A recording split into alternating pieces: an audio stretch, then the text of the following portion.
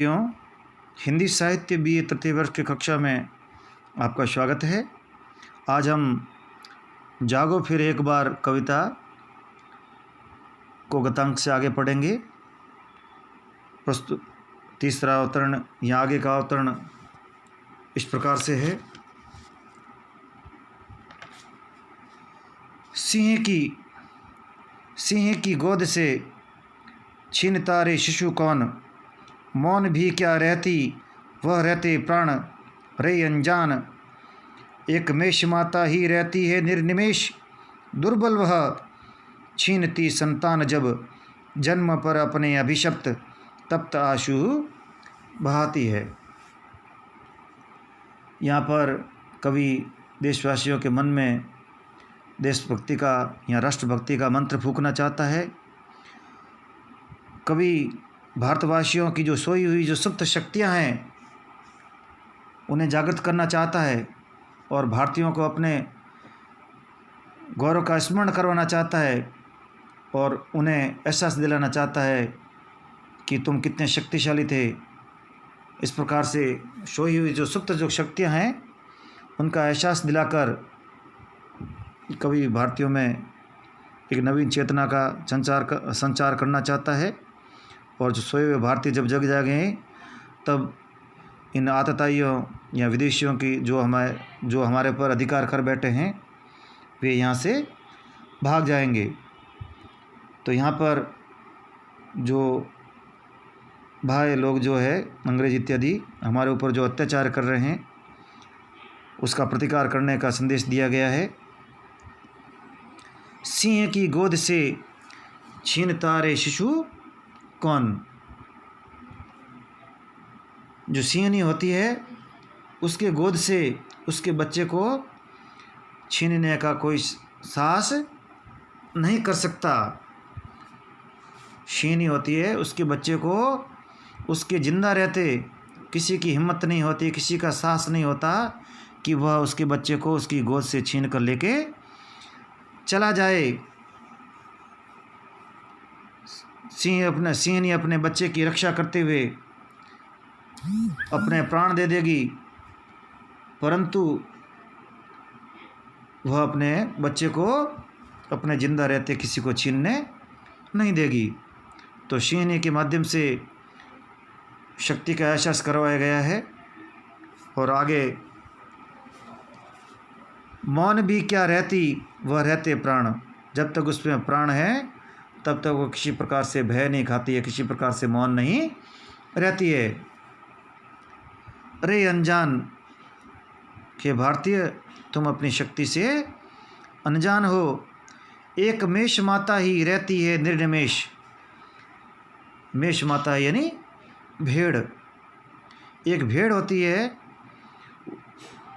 सिंहनी है वह साहस का प्रतीक है और जो भेड़िया जो मेष माता है वह कायरता का प्रतीक है। एक मेष माता ही रहती है निर्निमेष। निमेष का अर्थ होता है पलक, निर्निमेष का अर्थ होता है पलक को बिना झपकाए, एकटक। एक मेष माता ही रहती है निर्निमेष, दुर्बल वह। एक जो मेष माता जो भेड़ होती है वही दुर्बल रहती है, वह दुर्बल है, रहती है निर्निमेष, दुर्बल वह। छीनती संतान जब उसकी संतान उससे छीन ली जाती है तो बेचारी वो दुर्बलता के कारण या दुर्बल होने के कारण कुछ नहीं कर पाती है और निर्निमेष होकर या एकटक अपनी आँखों से अपनी संतान को देखती रहती है।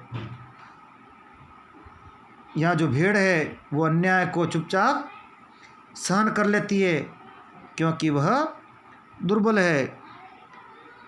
छीनती संतान जब जन्म पर अपने अभिशप्त तप्त आंसू बहाती है। और जो भेड़ है उसका जब बच्चा उससे छीन लिया जाता है तो बेचारी चुपचाप उसको सहन करती रहती है और किसी प्रकार से प्रतिकार नहीं करती है अपने दौर्बल्य के कारण। और अपने इस जन्म पर, अपने भेड़ होने के जन्म पर वो अपने आप को हीन महसूस करती है और अपने इस जन्म को अभिशाप मानती है और उस पर आंसू बहाती है कि क्यों उसको भेड़ बनाया गया और उसका पुत्र उससे छीना जा रहा है। तो इस प्रकार से जो बकरी, जो मेष माता भेड़ इत्यादि के लिए शब्द है, वह कायरता का प्रतीक है, और जो सिंहनी है या सिंह है वह साहस और वीरता का प्रतीक है। कहने का से ये है कि जो व्यक्ति शक्तिशाली होता है उससे हर कोई डरता है। उस पर अन्याय या अत्याचार करने से पहले व्यक्ति सोचता है, या किसी में साहस नहीं होता है कि वह शक्तिशाली व्यक्ति पर इस प्रकार का अत्याचार करे। लेकिन जो व्यक्ति दुर्बल होता है या जिसकी दुर्बलता के बारे में सभी जानते हैं, उस दुर्बल व्यक्ति पर कोई भी अत्याचार कर सकता है। तो इसलिए जो दुर्बलता है वह एक प्रकार का अभिशाप है। इसलिए यहाँ पर सिंहनी बनने का संदेश दिया गया है। इसी का आगे का अंश है और ये परीक्षा की दृष्टि से बड़ा ही महत्वपूर्ण है। किंतु क्या योग्य जन जीता है, पश्चिम की युक्ति नहीं, गीता है गीता। पूर्व में जो दो उदाहरण दिए गए हैं, सिंहनी और मेष माता या भेड़,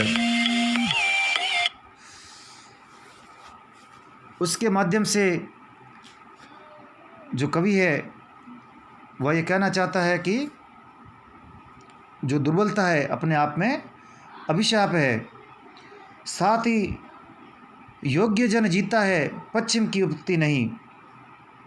पश्चिम में या जो पश्चिमी जो दर्शन है उसमें जो उक्ति है कि जो योग्य जन है वही जी पाता है।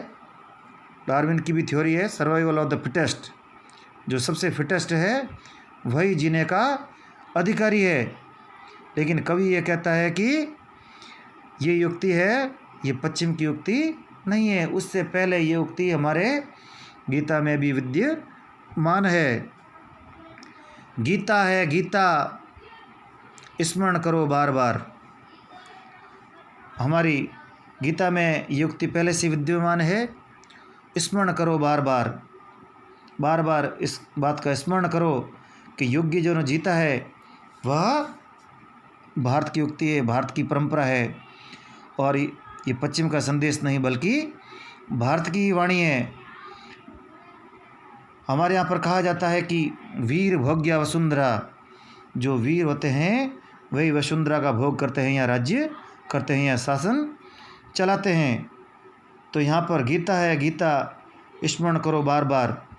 इसके माध्यम से गीता में जो कर्तव्य पालन का जो उपदेश दिया गया है, गीता में जो कर्तव्य पालन का जो उपदेश दिया गया है कि किस प्रकार से कृष्ण अर्जुन को उपदेश देते हैं, उसके हृदय की दुर्बलता को दूर करते हैं, और उस गीता में कहे हुए उपदेशों का पालन करने से हमारे जो हृदय का जो दौर्बल्य है उससे जीतकर हम ऊपर उठ जाएंगे और हम इन विदेशियों को भगाने में सक्षम होंगे। तो इस प्रकार से गीता में जो हमारे लिए जो वीरता का जो संदेश दिया गया है, कर्तव्य निष्ठा का जो संदेश दिया गया है, और साहस और जो निर्भीकता का जो पाठ पढ़ाया गया है, उसका तुम स्मरण करो। तो यहाँ पर जो योग्य जन जीता है वो ये पश्चिम की युक्ति नहीं बल्कि भारत की ही देन है। अर्थात भारत में परंपरा से और हमारे शास्त्रों में भी दुर्बलता को उपदेश नहीं दिया गया है, बल्कि वीरता के साथ में लड़ने का उपदेश दिया गया है। और जो वीर व्यक्ति होता है वही शासन का अधिकारी होता है, और योग्य जन है या जो शक्तिशाली होता है उसका हर कोई सम्मान करता है। तो इस प्रकार से यहाँ पर भारतीयों को याद दिलाता है कि संसार में केवल शक्तिशाली व्यक्ति जीवित रह सकता है। ये उक्ति पाश्चात्य चिंतन की देन नहीं है, बल्कि यह तो हमारे गीता के उपदेशों में विद्यमान है। इस प्रकार से कवि जो गीता में जो कर्म योग है उसको बार बार स्मरण करने को कहता है और उसको याद करके अपने अंदर की सोई हुई शक्तियों को जगाकर अपने पूर्वजों के समान पराक्रम करने को कहा गया है। तो इस प्रकार से भारतीय संस्कृति के प्रति जो आस्था है वह भी कवि में देखने को मिलती है। धन्यवाद।